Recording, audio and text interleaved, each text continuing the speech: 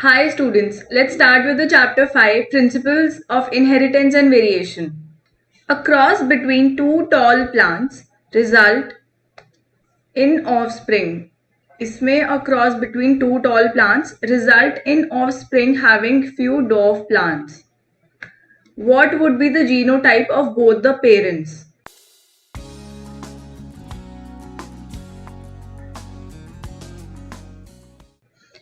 तो इसमें दो टॉल प्लांट्स का क्रॉस करवाया हुआ है जिसमें कुछ जो ऑस्प्रिंग्स मतलब जो भी रिजल्ट होता है उसमें से कुछ टॉल होता है और कुछ डॉफ होता है। तो ये बताना है कि जो पेरेंट्स है जिनका हम दो टॉल प्लांट पेरेंट्स का वो करवा रहे क्रॉस, उनका जीनोटाइप क्या है।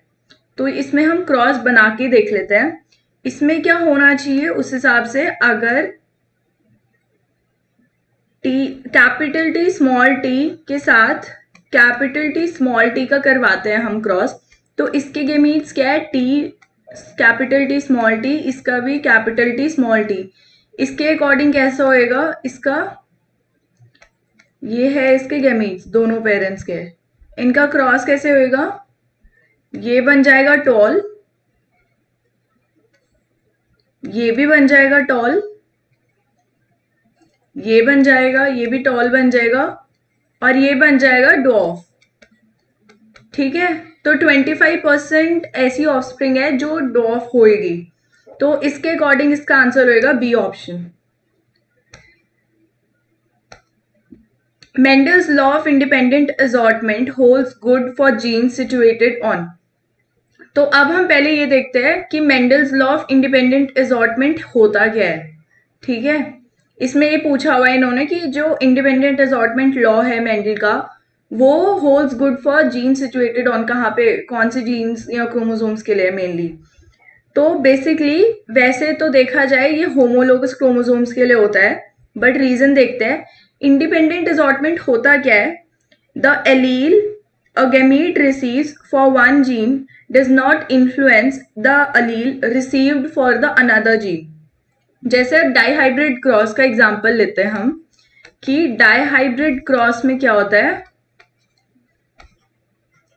डाईहाइब्रिड क्रॉस में क्रॉस होता है between round and yellow P plants. Round and yellow का एक कैरेक्टर होता है जो हम देखते हैं ना ये, और एक कैरेक्टर होता है रिंकल्ड और ग्रीन पी प्लांट्स का। तो उसके अकॉर्डिंग जो इंडिपेंडेंट असॉर्टमेंट लॉ है वो होमोलोगस क्रोमोसोम्स पे होल्ड करता है mainly. Next question, occasionally a single gene may express more than one effect. The phenomena is called as pleiotropy. ठीक है, next question, in F2 generation of a Mendelian dihybrid cross, the number of phenotypes and genotype. अब ये बताना है कि जो F2 generation में निकलती है डाईहाइब्रिड क्रॉस कराने से जीनोटाइप और फिनोटाइप क्या क्या होता है। तो जीनोटाइप तो होता है अपना, पहले फिनोटाइप देखते हैं हम। फिनोटिपिक रेशियो का क्या होएगा, फिनोटिपिक रेशियो होती है yellow round is to yellow wrinkled is to green round is to green wrinkled. तो ये रेशियो में जब हम निकालते हैं क्रॉस बनाते हैं तो ये निकलता है 9:3:3:1। ठीक है, और अगर हम जीनोटिपिक रेशियो पे जाते हैं तो ये होता है 1:2:2। एटलीस्ट ये रेशियोज तो आपको याद करनी पड़ेगी, ये बेसिक पी प्लांट का जो डाईहाइब्रिड क्रॉस बता रहा है उसकी ये जीनोटिपिक और फिनोटिपिक रेशियोज हैं। ठीक है, तो इसके अकॉर्डिंग इसका आंसर हो जाएगा डी, कि फिनोटाइप्स 4 होते हैं और जीनोटाइप्स 9 होते हैं। The color-based contrasting traits in 7 contrasting pairs studied by Mendel in pea plant were. Colour based उसने 7 पेयर पे डिफ्रेंशिएट किया था, डिस्टिंग्विश किया था। तो उनमें से ये बताना है कि कौन से कलर बेस्ड थे। ठीक है, जैसे हमने पढ़ा था येलो और ग्रीन वाले पॉड्स होते हैं। ठीक है, फिर फ्लावर्स के उसमें भी था। तो इसके अकॉर्डिंग इसका आंसर 3 है। Next question, dash pairs of contrasting traits were studied by Mendel in pea plant. 7 pairs. Which of the following characters was not chosen by Mendel? कौन सा कैरेक्टर नहीं मेंडल ने चूज किया था out of the 7 characters he choose. वो था हमारा flower of the pod, ठीक है। उसके बाद आ जाता है genes which code for a pair of contrasting traits are known as, genes which code for a pair of contrasting traits, उन्हें हम कहते हैं alleles. A recessive allele is expressed in homozygous condition only, क्योंकि heterozygous में अगर capital T और small T है तो हमेशा जो कैपिटल टी है यही डोमिनेटिंग शो होएगा। अगर होमोजाइगस कंडीशन अगर ये है तो ये दोनों ही रेसेसिव है तो ये शो होएगा, या फिर ये भी हो सकता है। तो सिर्फ होमोजाइगस कंडीशन में, रिसेसिव होमोजाइगस कंडीशन में ही रेसेसिव अलील एक्सप्रेस होता है प्रॉपरली, ठीक है। अब आता है next question, the characters which appear in the first filial generation of the monohybrid cross की बात हो रही है, are called, जो पहले फीलियल जनरेशन में कैरेक्टर्स अपीयर होते हैं वो होते हैं डोमिनेंट कैरेक्टर्स, ठीक है। What is the probability of production of dwarf offsprings in a cross between two heterozygous tall pea plants? तो अब जैसे पेरेंट सपोज करो ये है और ये है, इसमें हेट्रोजाइगस बोला है तो ऑब्वियसली गेमीट्स डिफरेंट होंगे, तो इनके गेमीट्स क्या बने, ये, और दूसरे पेरेंट का बना ये।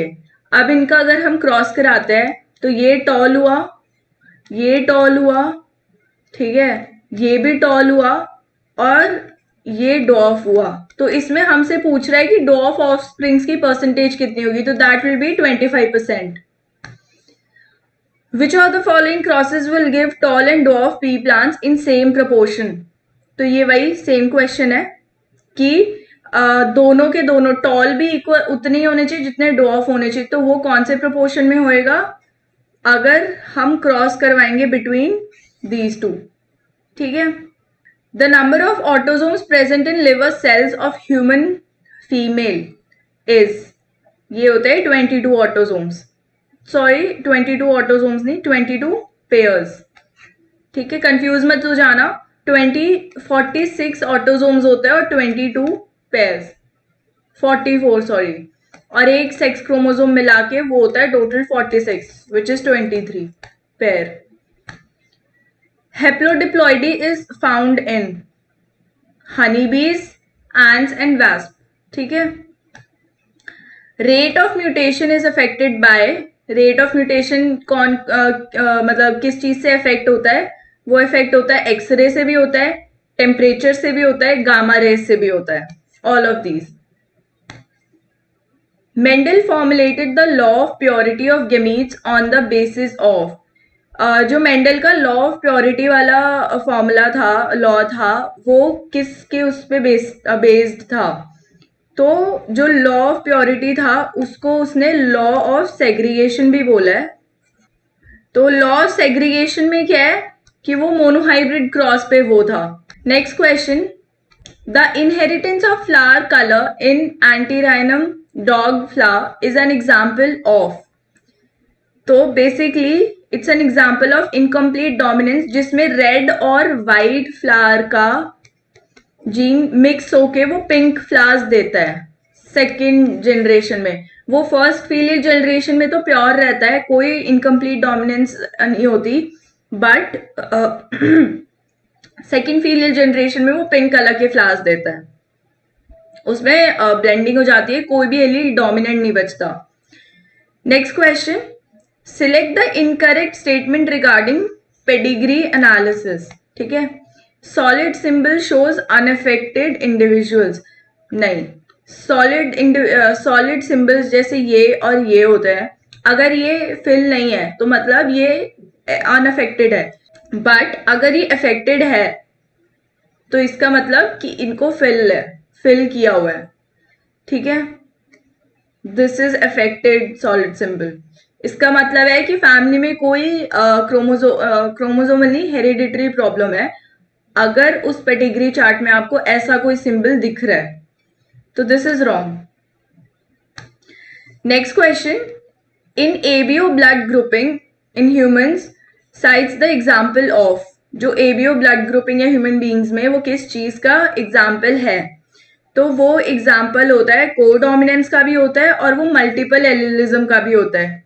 तो both B and C are correct. क्यों? क्योंकि इसमें क्या होता है कि neither allele can mask the expression of other allele, मतलब कि दो अलील्स है, दोनों इंडिपेंडेंटली अपना काम करेंगे, एक दूसरे के एक्शंस को या एक्सप्रेशंस को वो नहीं कवर करते हैं, ठीक है।